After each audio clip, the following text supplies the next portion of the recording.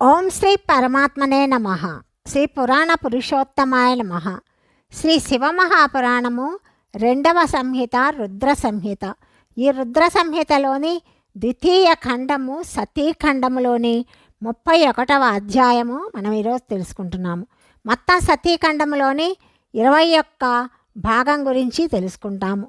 ఈ 31వ అధ్యాయంలో ఆకాశవాణి ద్వారా దక్షుడు నిందింపబడటము, అతని వినాశము సూచించబడుట, సమస్త దేవతలకు యజ్ఞం మండపము నుండి వెళ్ళిపోవడానికి హెచ్చరిక లభించుట మనం తెలుసుకుంటాము. బ్రహ్మ చెప్తున్నాడు, మునేంద్ర, ఈ మధ్యలో దక్షుడు, దేవతలు మొదలైన వారు వినుచూ ఉండగా ఆకాశవాణి సత్యాన్ని పలికింది.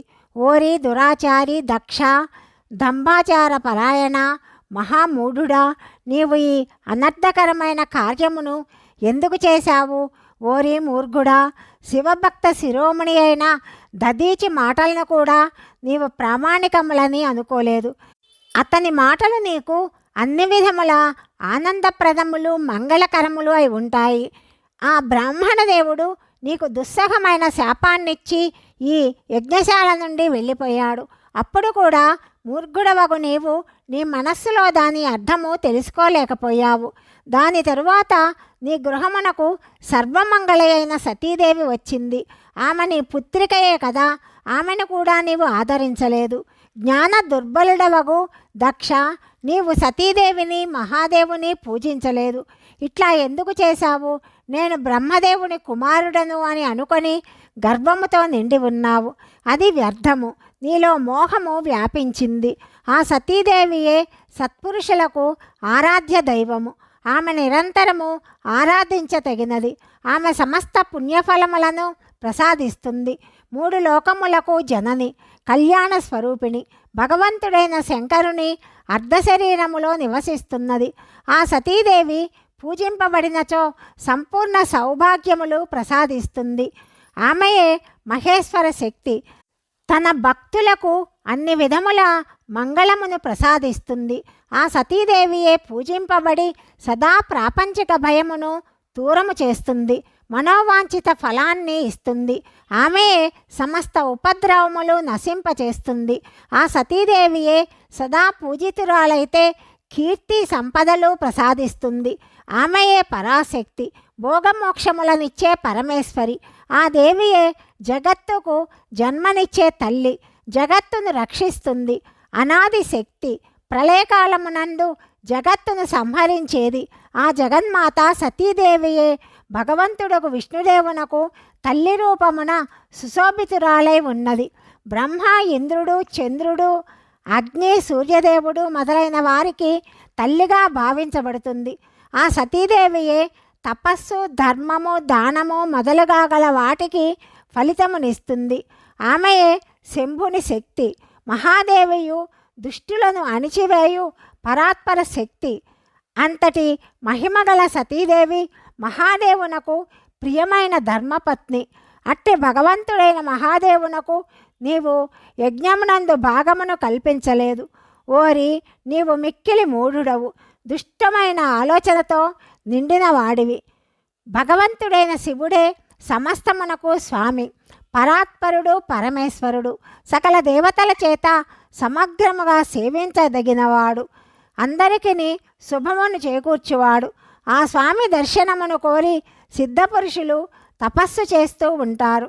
ఆయనను సాక్షాత్కరించుకునే అభిలాషను మనస్సునందించుకొని యోగులు యోగ సాధనయందు ప్రవృత్తులవుతారు.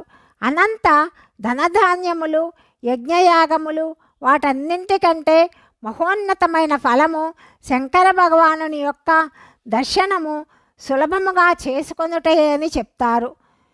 శివుడే జగత్తును భరించి పోషించువాడు. ఆయనయే సమస్త విద్యలకు అధిపతి, సమస్తమును నిర్వహించు సమర్థుడు, ఆది విద్యకు శ్రేష్ఠుడైన స్వామి. సమస్త మంగళముల యందు మంగళకరుడు ఆయనయే. దుష్టుడవైన దక్ష, నీవు ఆ స్వామి శక్తిని సత్కరించలేదు కాబట్టే ఈ యజ్ఞము నశిస్తుంది. పూజ్యులైన వ్యక్తులను పూజింపకపోవటము వలన అమంగళము జరుగుతూనే ఉంటుంది. నీవు పరమ పూజ్యురాలు శివస్వరూపయకు సతీదేవిని ఆరాధించలేదు. శేషుడు ప్రతిదినము ఆనందముతో భగవంతుడకు శివుని పాదధూళిని తన 1000 తలల మీద ధరిస్తాడు. అట్టి భగవంతుడకు శివుని శక్తియే సతీదేవి. ఆ స్వామి చరణ కమలములను నిరంతరము ధ్యానిస్తూ ఆదరముతో పూజలు చేసే బ్రహ్మదేవుడు బ్రహ్మత్వమును పొందాడు. అట్టి భగవంతుడకు శివుని ప్రియపత్నియే సతీదేవి. ఆ ప్రభువు చరణ కమలములను నిరంతరము ధ్యానిస్తూ భక్తితో పూజించి ఇంద్రుడు మొదలుగా గల లోకపాలురు తమ తమ ఉత్తమ పదవులను పొందారు. ఆ భగవంతుడకు శివుని సకల జగత్తుకు తండ్రి, శక్తి స్వరూపిణి యొక్క సతీదేవి జగత్తుకు మాతయని చెప్తారు. మూర్ఘుడవగు దక్ష, నీవు ఆ తల్లిదండ్రులను సత్కరించలేదు. అట్లాంటప్పుడు నీకు శుభం ఎట్లా చేకూరుతుంది? దౌర్భాగ్యము నీ మీద దాడి చేసింది. ఆపదలు విరుచుకపడ్డాయి. ఎందుకంటే నీవు భవానీదేవిని, భగవంతుడకు శంకరుని భక్తిభావముతో ఆరాధించలేదు. కళ్యాణ కారకుడకు శంభుని పూజింపకపోయినప్పటికీ శుభమునకు భాగస్వామి నగుదునని తలంచావు. ఇది నీ గర్వమునకు హేతువే కదా. వారించరాని ఆ గర్వము నేడు నశిస్తుంది. సర్వేశ్వరుడకు శివునికి విముఖులై ఈ దేవతలలో నీకు సహాయము చేసేవారెవరూ లేరు. నీకు అట్టి దేవతలెవరూ కనిపించుటలేదు. ఇప్పుడు దేవతలెవరైనా నీకు సహాయము చేస్తే మండుచున్న అగ్నితో ఆడుకునే మిడతల్లాగా నశించిపోతారు. నేడు నీ ముఖము కాలిపోవునుగాక, నీ యజ్ఞము నశించునుగాక. నీకు సహాయము చేసేవారు కూడా నేడు శీఘ్రముగా దహింపబడి మరణించెదరుగాక. ఈ దురాత్ముడైన దక్షిణకు సహాయము చేసే సకల దేవతలకు నేనిచ్చే నేటి శాపమిది. నీకు అమంగళము జరుగుతుంది కాబట్టి వీరందరూ నీకు సహాయం చేయటానికి విముఖులగుదురుగాక. దేవతలందరూ ఈ యజ్ఞమండపమును విడిచిపెట్టి తమ తమ స్థానములకు వెళ్ళకపోతే అందరూ అన్ని విధములా నశిస్తారు. ఇతర మునులను, నాగులు మొదలైన వారు కూడా ఈ యజ్ఞము నుండి వెళ్ళిపోకపోతే నేడు అందరూ సంపూర్ణముగా నశిస్తారు. శ్రీహరి విధాత, మీరు కూడా ఈ యజ్ఞమండపము నుండి శీఘ్రముగా వెళ్ళిపోండి.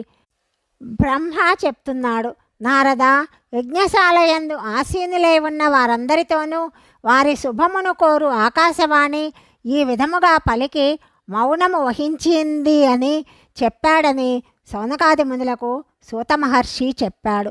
అధ్యాయము 31 సమాప్తము. 32వ అధ్యాయము గురించి తదుపరి భాగంలో తెలుసుకుందాం.